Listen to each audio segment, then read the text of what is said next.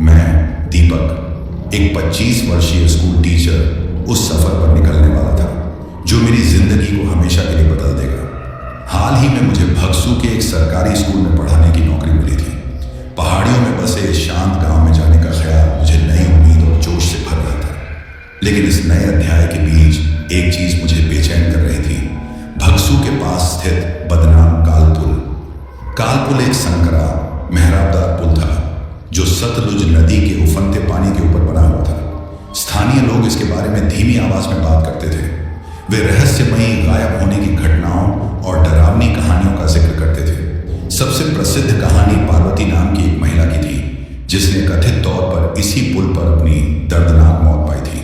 कहा जाता है कि उसकी आत्मा अब भी वहीं भटकती है, मासूम यात्रियों को नदी की गहराइयों में खींच ले जाती है।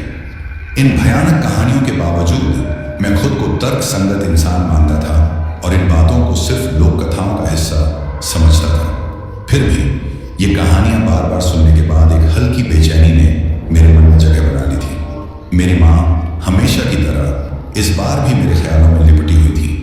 उन्होंने मेरे लिए कपड़े, घर का बना खाना और जरूरी दवाइयों से भरा एक छोटा बैग तैयार किया। जाते वक्त उन्होंने मुझे भगवान शिव का एक चांदी का लॉकेट पकड़ाया और कहा, इसे अपने पास रखना बेटा, ऐसी यात्राओं में ईश्वर का आशीर्वाद जरूरी होता है। मैंने मुस्कुराते हुए वह लॉकेट रख लिया। हालांकि मैं ज्यादा धार्मिक नहीं था। अपने सामान के साथ मां को विदा करते हुए मैं अपनी पुरानी मोटरसाइकिल पर सवार हो गया और भक्सू की ओर निकल पड़ा। सड़क घने जंगलों और खड़ी चढ़ाइयों से होकर गुजर रही थी जो नीचे की घाटी के अद्भुत दृश्य पेश कर रही थी। सफर रोमांचक होने के साथ साथ थोड़ा चुनौतीपूर्ण भी था, लेकिन मैंने ठान लिया था कि मंजिल तक पहुंचकर ही दम लूंगा। भक्सू पहुंचने से पहले मैं एक सड़क किनारे चाय की दुकान पर रुका। वहां के बुजुर्ग चाय वाले ने मुझे गर्म चाय का एक कप दिया। चाय की चुस्कियों के बीच मैंने दो ग्रामीणों की बातचीत सुनी। सुनो, कल रात फिर से कोई यात्री कालपुल के पास गायब हो गया, एक ग्रामीण ने कहा। हाँ, इस महीने की यह तीसरी घटना है। वो पुल श्रापित है, दूसरे ने जवाब दिया। मैं उनकी बातें सुनकर खुद को रोक नहीं पाया। माफ कीजिए, मैंने कहा, मैं भक्सू जा रहा हूं, क्या पुल पर कोई समस्या है? पहले ग्रामीण ने मेरी ओर चिंतित नजरों से देखा। भाई साहब, भक्सू बहुत सुंदर जगह है, लेकिन कालपुल से सावधान रहना। वहां कई लोग गायब हो चुके हैं, खासकर सूरज ढलने के बाद उस पुल से दूर रहना। मैं हल्के से हंसा और उनकी चेतावनी को अंधविश्वास मानकर टाल दिया। आपकी सलाह के लिए धन्यवाद, मैंने कहा और अपनी चाय खत्म कर उठ खड़ा हुआ। जैसे ही मैंने बाइक स्टार्ट की, बुजुर्ग चाय वाले ने मुझे एक छोटा सा ताबीज दिया। इसे रख लो, उन्होंने कहा, शायद ये तुम्हारी रक्षा कर सके। मैंने झिझकते हुए ताबीज ले लिया और अपनी जेब में रख लिया। उन्हें धन्यवाद कहते हुए मैं अपनी यात्रा पर आगे बढ़ गया। सूरज जैसे ही पहाड़ियों के पीछे छिपने लगा, मैं कालपुल के पास पहुंच गया। पुल का आकार धीरे धीरे सामने आ रहा था। उसका अंधकार में सिलहूट संध्या के आसमान के खिलाफ भयावह लग रहा था। नीचे सतलुज का पानी उफान मार रहा था। उसकी गर्जना हवा में गूंज रही थी।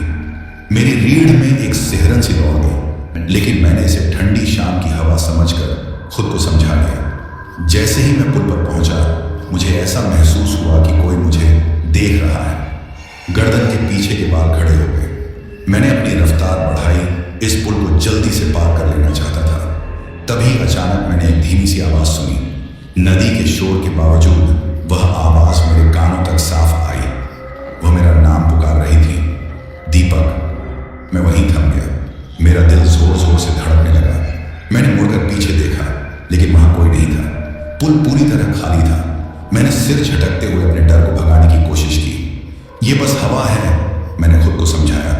लेकिन तभी वह आवाज फिर से आई, इस बार पहले से ज्यादा स्पष्ट, दीपक। मैंने मुड़कर चारों ओर देखा, अंधेरे को टटोलता हुआ, लेकिन वहां कोई नहीं था। मेरी सांसें तेज हो गई, माथे पर पसीना झुझुआने लगा। मैं पुल के अंत तक भागा, मन में उन कहानियों की गूंज जो मैंने सुनी थी। भक्सू पहुंचने पर मैंने एक छोटा सा गेस्ट हाउस ढूंढा जहां रात बिताने का सोचा। गेस्ट हाउस की मालकिन, एक बुजुर्ग महिला, ने मुझे गर्मजोशी से स्वागत किया। हालांकि कमरे में बसते ही मुझे अजीब सी अनुभूति हुई, जैसे कोई मुझे देख रहा हो। कालपुल पर जो हुआ वो बार बार मेरे दिमाग में घूमने लगा। क्या वो कहानियां सच हो सकती थीं? उस रात मैं छत को घूरता रहा, करवटें बदलता रहा। वो फुसफुस फुसफुसाहट जिसने मेरा नाम पुकारा था कानों में गूंज रही थी। नींद मुझसे कोसों दूर थी और ऐसा लग रहा था जैसे मेरी यात्रा शुरू हुई हो, एक ऐसी यात्रा जो मुझे अंधकार में रहस्यों के बीच ले जाने वाली थी। अगली सुबह चिड़ियों की चहचहाहट ने मुझे जगाया। खिड़की से बाहर झांका तो देखा सूरज की किरणें चमक रही थी। भंगसू का गांव शांत और सुरम्य लग रहा था। कल रात का अजीब अनुभव जैसे किसी सपने जैसा लगने लगा। जल्दी से नहाकर और नाश्ता करके मैंने सोचा गांव को थोड़ा घूम लिया जाए, फिर स्कूल जाऊंगा। भंगसू वही निकला जैसा मैंने सोचा था। छोटे छोटे स्लेट की छतों वाले मकान, चारों ओर हरे भरे पहाड़। गांव वाले मिलनसार थे, लेकिन जैसे ही मैंने कालपुल का जिक्र किया उनके चेहरे पर हल्की सतर्कता आ गई। गांव के चौक पर एक चाय की दुकान पर मेरी मुलाकात गोपाल सिंह नाम के बुजुर्ग से हुई। उनके झुर्रियों वाले चेहरे पर अनकही कहानियों का बोझ साफ झलक रहा था। तुम नए मास्टर हो, सही कहा? उन्होंने पूछा। उनकी आवाज में जिज्ञासा और चिंता का मिश्रण था। हाँ, मैंने जवाब दिया। मैं कल काल पुल से होकर आया। पुल सुंदर है, लेकिन मैं रुक गया। लेकिन तुम्हें कुछ अजीब महसूस हुआ? उन्होंने मेरी बात पूरी की। उनकी बात सुनकर मेरी रीढ़ में सिहरन दौड़ गई। मैंने सिर हिलाया। यह तय नहीं कर पाया कि कितना बताना सही रहेगा। उस पुल ने कई लोगों की जान ली है, गोपाल सिंह ने धीमे स्वर में कहा। जो उसे पार करते हैं उनमें से सब लौट कर नहीं आते। जो आते हैं वे भी उसकी बद्दुआ लेकर आते हैं। बद्दुआ? मैंने हैरानी से पूछा, उनके करीब झुकते हुए। उन्होंने गहरी सांस ली और इधर उधर देखा, जैसे यह सुनिश्चित कर रहे हों कि कोई और उनकी बात न सुन ले। कई साल पहले पास के गांव में पार्वती नाम की एक युवती रहती थी। वो बहुत सुंदर और दयालु थी। पूरे गांव में उसकी तारीफ होती थी, लेकिन उसका पति जो ईर्ष्यालु और क्रूर था उस पर अविश्वास करता था। एक दिन गुस्से में आकर उसने उसे उस पुल से नीचे नदी में धक्का दे दिया। उसकी चीखें पूरी घाटी में गूंजी, लेकिन उसे बचाने कोई नहीं आया। मेरे रोंगटे खड़े हो गए। और अब उसकी आत्मा उस पुल पर भटकती है? गोपाल सिंह ने गंभीरता से सिर हिलाया। उसकी आत्मा अशांत है, बदला चाहती है। वह यात्रियों को बुलाती है, उनके प्रियजनों की आवाजों की नकल करती है। जो उसका जवाब देते हैं वे फिर कभी नहीं दिखते। मैं चाय की दुकान से बाहर निकला। मन में पार्वती और उस पुल के विचार उमड़ घुमड़ रहे थे। मैंने खुद को अपने काम में व्यस्त रखने की कोशिश की, लेकिन उस डरावनी कहानी का साया मुझ पर मंडराता रहा। शाम को जब मैं गेस्ट हाउस लौट रहा था तो मैंने एक अजीब चीज देखी। गांव के किनारे ठीक उस रास्ते से पहले जो पुल की ओर जाता था, एक पुराना सा मंदिर था। वह छोटा और साधारण सा था, जिसमें लकड़ी के ढांचे पर लाल कपड़े बंधे हुए थे। जिज्ञासा से मैं उसके पास गया। उस मंदिर में कोई मूर्ति नहीं थी, केवल एक पुरानी पट्टिका लगी हुई थी जिस पर लिखा था, जो इस पुल को पार करें उन्हें दिव्यता की रक्षा मिले। एक ठंडी सिहरन मेरे पूरे शरीर में दौड़ गई। यह चेतावनी थी या सुरक्षा के लिए प्रार्थना? उस रात जब मैं बिस्तर पर लेटा तो ऐसा महसूस हो रहा था जैसे कोई मुझे देख रहा हो। बाहर हवा की तेज सरसराहट खिड़कियों को हिला रही थी। मैं नींद के करीब ही था कि एक हल्की सी आवाज मेरे कानों में पड़ी। एक फुसफुसाहट धीमी और दूर से आती हुई, लेकिन बिल्कुल स्पष्ट। दीपक! मैं झटके से उठ बैठा। मेरा दिल तेजी से धड़कने लगा। कमरा अंधेरे में डूबा हुआ था। केवल खिड़की से आती चांदनी की हल्की सी रोशनी दिख रही थी। कौन है वहां? मैंने डरती आवाज में पूछा। कोई जवाब नहीं मिला, बस हवा की आवाज। मैंने खुद को समझाने की कोशिश की कि यह मेरा वहम है, लेकिन तभी वही फुसफुसाहट फिर से सुनाई दी, इस बार और भी साफ। दीपक, मेरे पास आओ। मेरा गला सूख गया। वह आवाज बेहद परिचित थी, लेकिन मैं समझ नहीं पाया कि वह किसकी थी। हिम्मत जुटाकर मैं बिस्तर से उठा और खिड़की से बाहर झांका। गांव शांत था, सड़कें सुनसान। तभी मैंने उसे देखा। एक आकृति सड़क के किनारे उस रास्ते पर खड़ी थी जो पुल की ओर जाता था। उसने सफेद साड़ी पहनी हुई थी। उसके लंबे बाल उसकी पीठ पर फैले हुए थे। उसका चेहरा दिखाई नहीं दे रहा था, लेकिन उसकी उपस्थिति में कुछ ऐसा था जो आकर्षक होने के साथ साथ डरावना भी था। दीपक! उसने फिर पुकारा।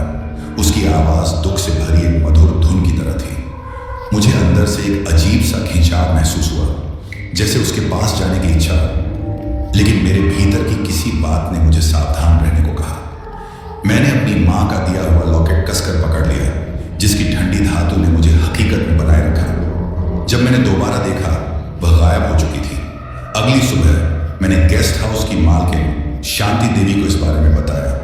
उनकी प्रतिक्रिया तुरंत और गंभीर थी। तुमने उसे देखा? उन्होंने कहा, अपनी शाल को कसकर पकड़ते हुए।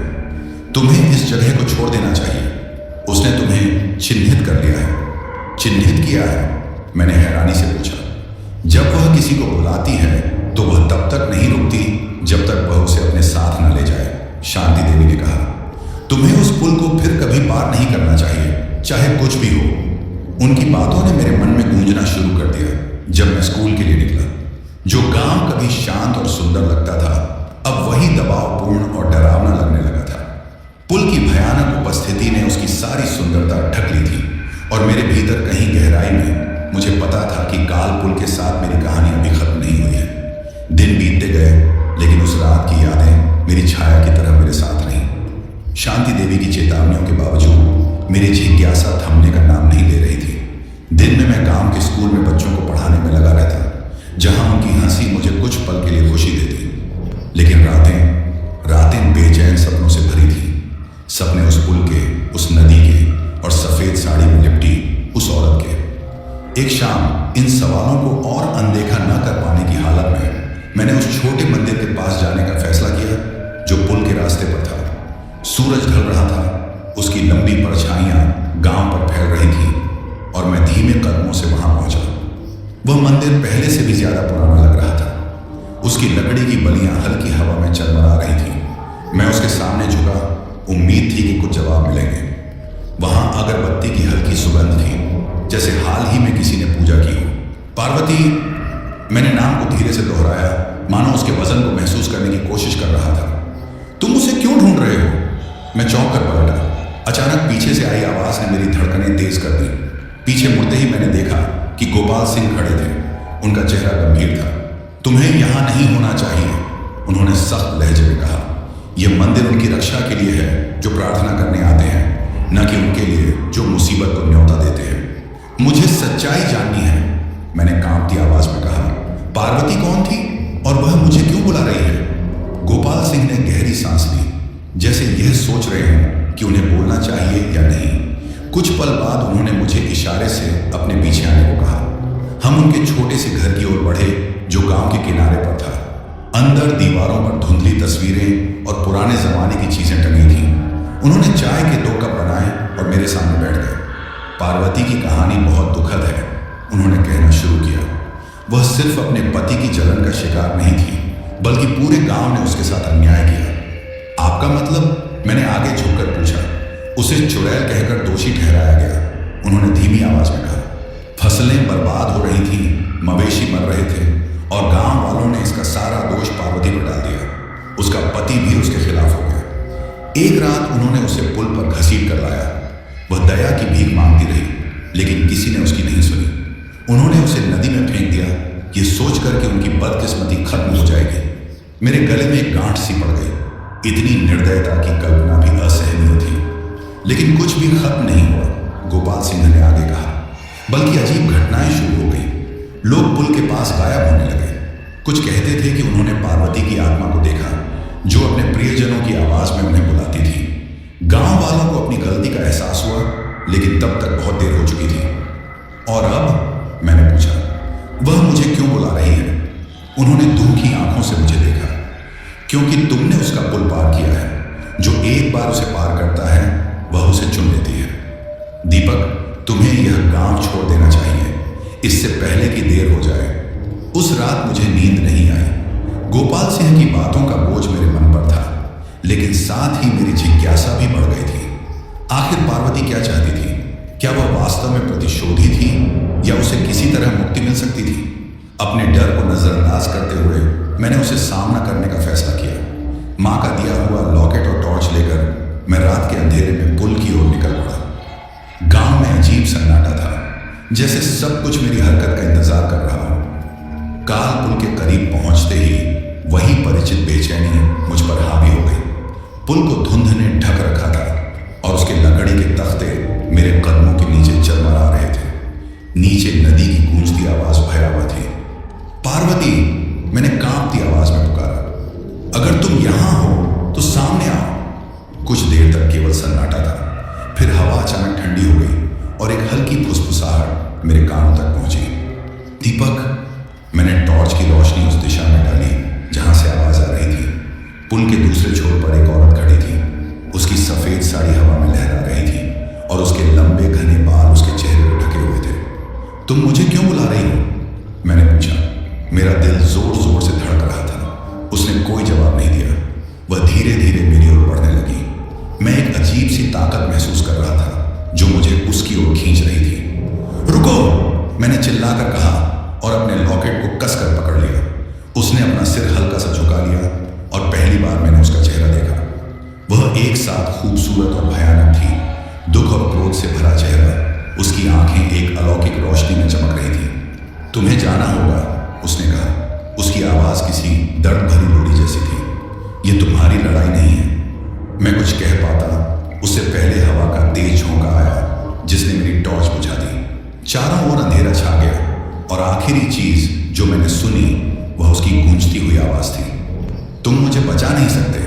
अगली सुबह मैं अपने कमरे में उठा, पसीने से भीगा हुआ।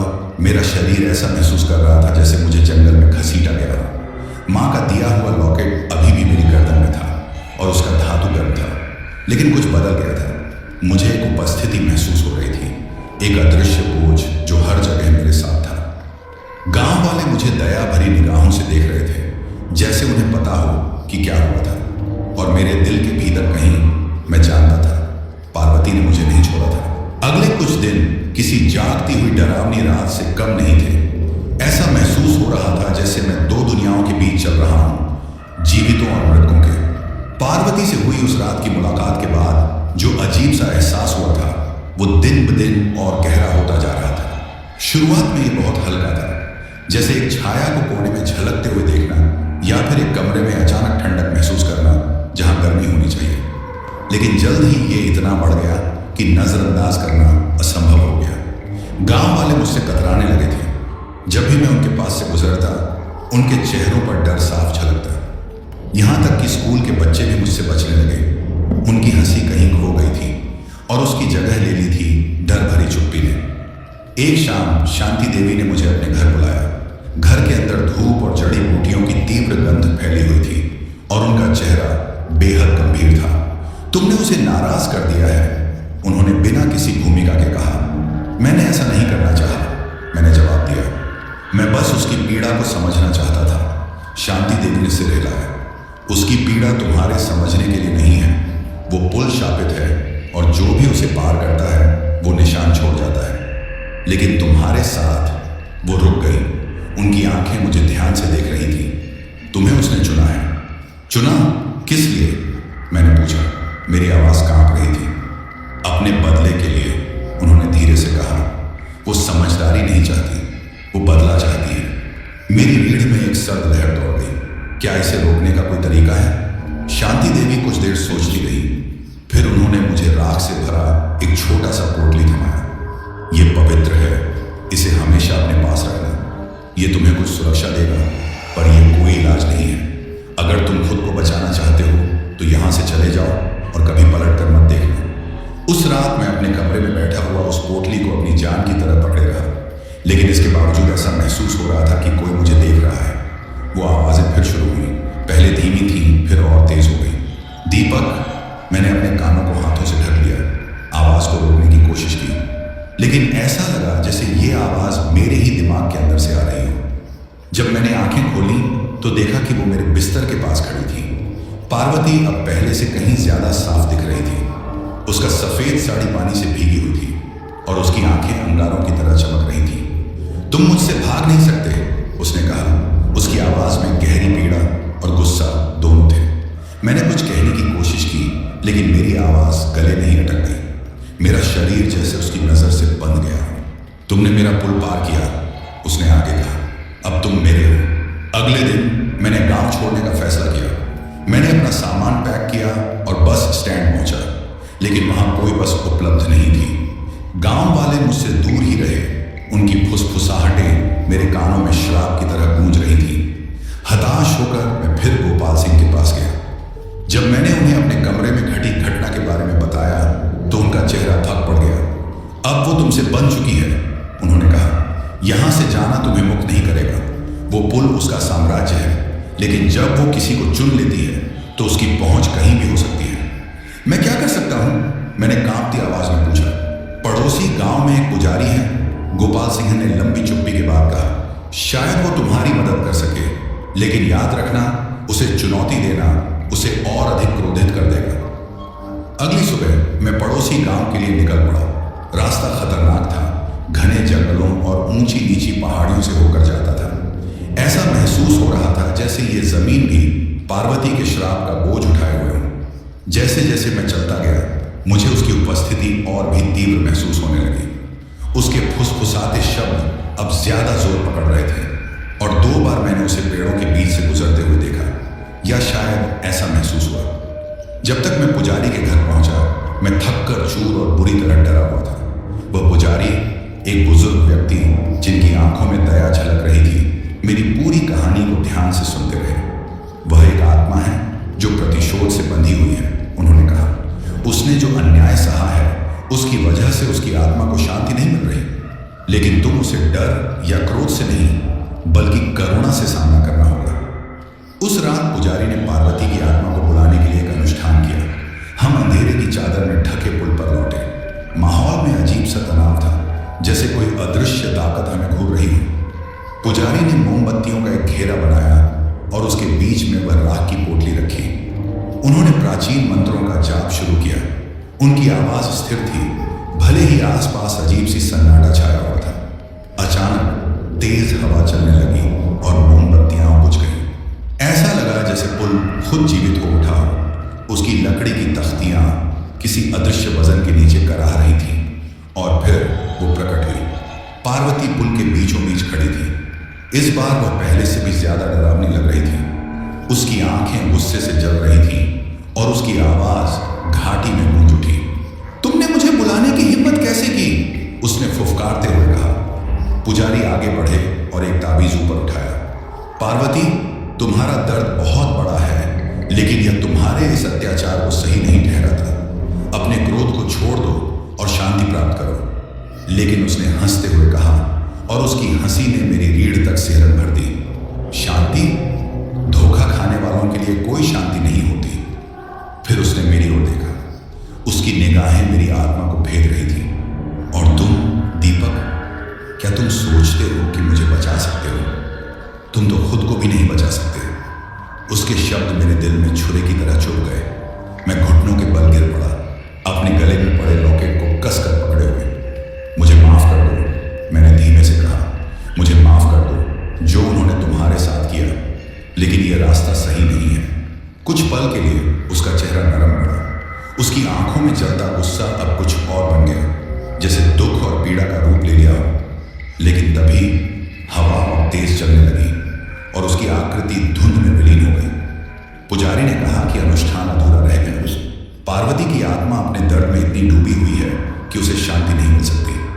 वो तब तक तुम्हारा पीछा करती रहेगी जब तक उसकी कहानी पूरी नहीं हो जाती, उन्होंने कहा। मैं गांव वापस लौट आया, लेकिन उसके श्राप का भार और भी भारी हो गया था। वह पुल अब केवल एक संरचना नहीं रहा, वह जीवित था, उसकी पीड़ा का प्रवेश द्वार। और मुझे पता था दिल की गहराइयों में कि काल पुल के साथ मेरा सफर अभी खत्म नहीं हुआ है। पुजारी की बातें मेरे दिमाग में गूंज रही थी जब मैं गांव वापस जा रहा था। उनकी कोशिशों के बावजूद पार्वती की आत्मा अडिग थी। उसकी दुख भरी झलक ने मेरे इरादों को और मजबूत कर दिया था कि मैं सच्चाई को उजागर करूंगा। लेकिन जैसे जैसे दिन बीतते गए, उसकी उपस्थिति और भी गहरी होती गई। हर रात उसकी फुसफुसाहटें लौट आती, ज्यादा जोरदार और व्याकुल। ये अब केवल शब्द नहीं थे, ये भावनाएं थीं, गुस्सा, निराशा और असहनीय अकेलापन।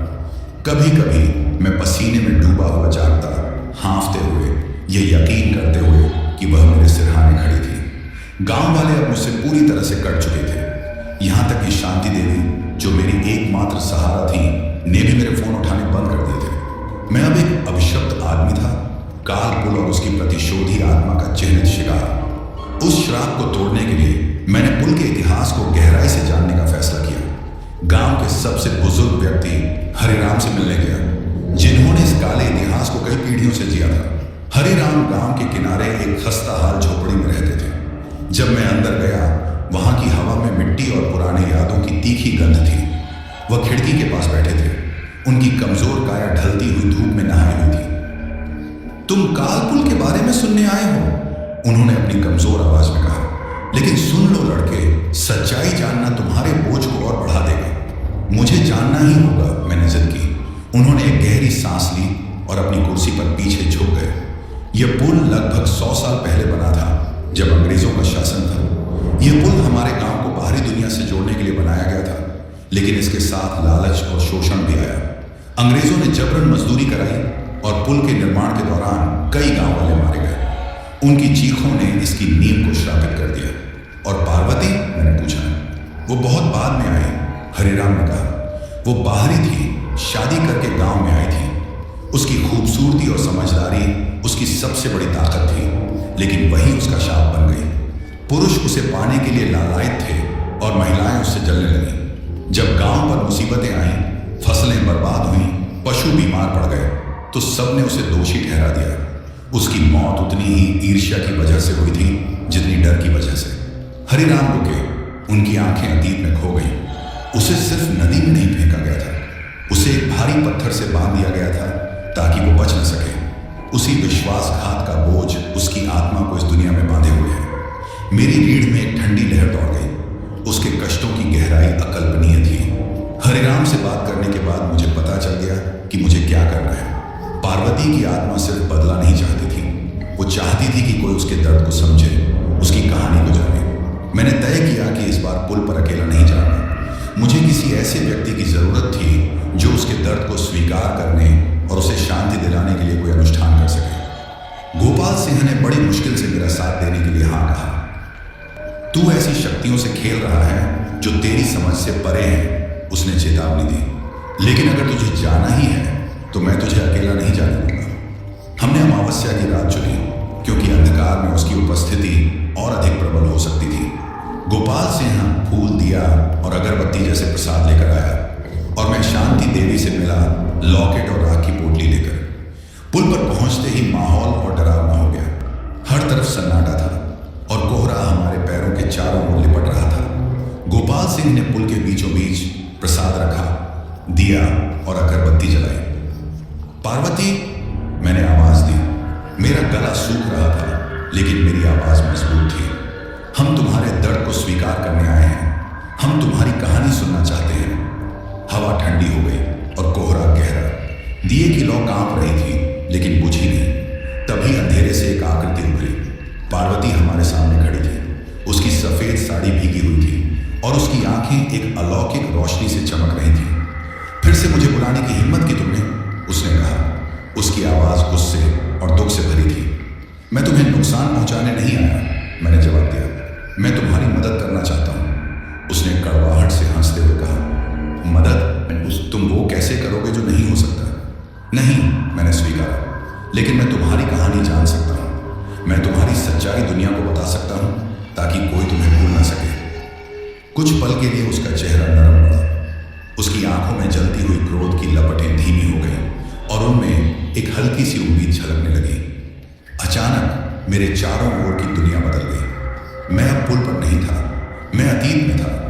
पार्वती के आखिरी क्षणों को देख रहा था। मैंने उसे पुल तक खींचते हुए देखा। उसकी दया की पुकारें अनसुनी कर दी गई।